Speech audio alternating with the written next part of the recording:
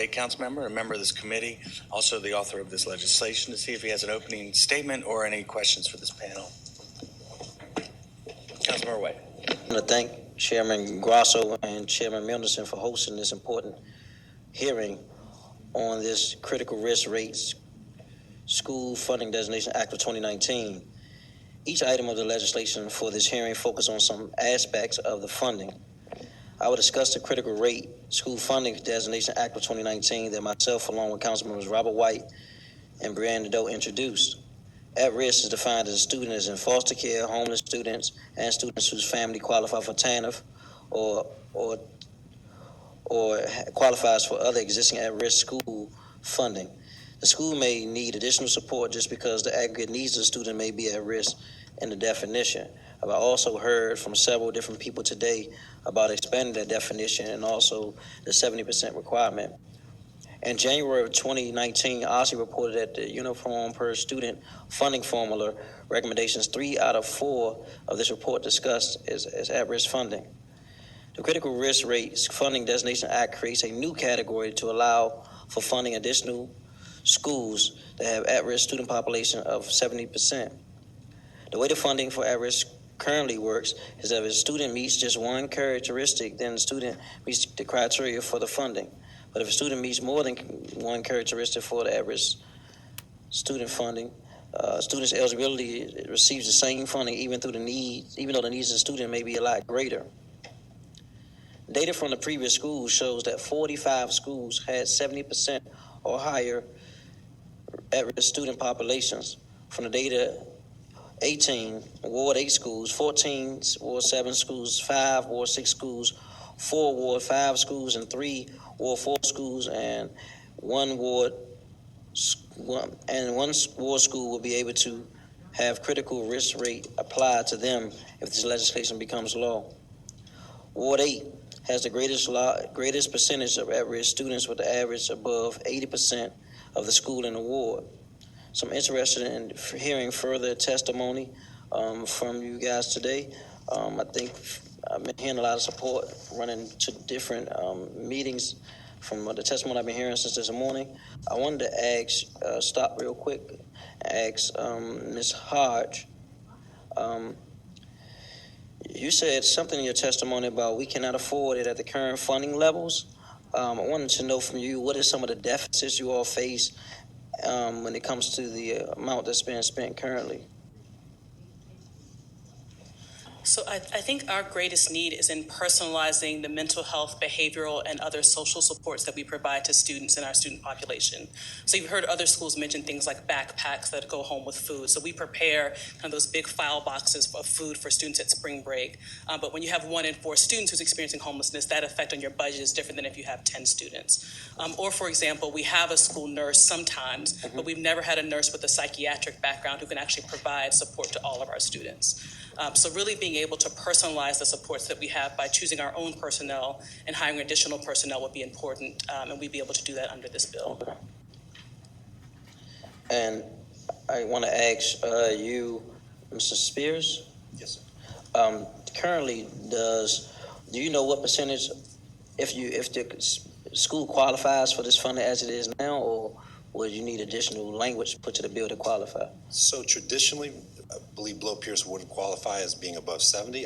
With our enrollment down this year by about 40 students, I don't have the exact numbers for you now, but I would be willing to bet that based on our historical status that we would qualify for that funding as well. Okay, how many students do you currently have? 603. Okay, and what's your normal number? Last year is at 644. Okay.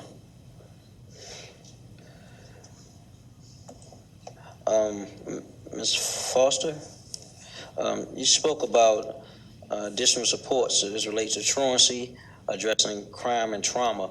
That's a near and dear issue to me because I deal with a lot of youth and young adults that experience that trauma. You talked about an individualized definition of success. Can you elaborate on what that means and how that be explored if this funding was to go forward to Kingsman? Definitely, you would look at each individual and determine what would be best for that student as they matriculate through high school. You could look at what grade level they're currently performing at. You could look at what vocational training they may need in terms of post-secondary goals, and you can make that into a plan to determine like how you would need to fund them as they move forward. Because ultimately, we want to make them productive citizens once they graduate high school, addressing their social emotional needs. We talked some about having social workers available for that, as well as food insecurities, being able to just get back and forth to school, Yeah. because sometimes that causes truancy. Can I ask you something? Currently, how are you all addressing students' trauma? So we do have clinicians on staff. So we have students that receive behavior support. We also partner with Hillcrest, who provides support for those students as well. And they get whatever supports they need from lay staff, also by doing check-ins daily and through leadership. Thank you. And Ms. Hataki, wanted to ask Yes, you, sir. how does the school handle culture as relates to encouraging positive behavior? Because I heard you talk about different definitions of behavior. Right, so we are a PBIS school, and we work with Restorative DC. So when I talk about discipline, I'm not necessarily talking about consequences. Many of our consequences are positive supports to help our students learn from things that they've done or experiences they've had. We don't believe in. Can you give me an example? So, for example, if a student breaks a rule, or if a student gets into a fight, we don't necessarily jump into suspension. We will have mediation, we'll have focus groups to help the student learn about different ways to deal with conflict. And so we don't believe in suspension in terms of we will do everything we can to keep the child in the school and provide the necessary interventions and support so we can make sure that they are in every single day. And who makes those decisions on what happens? On suspension? Yeah.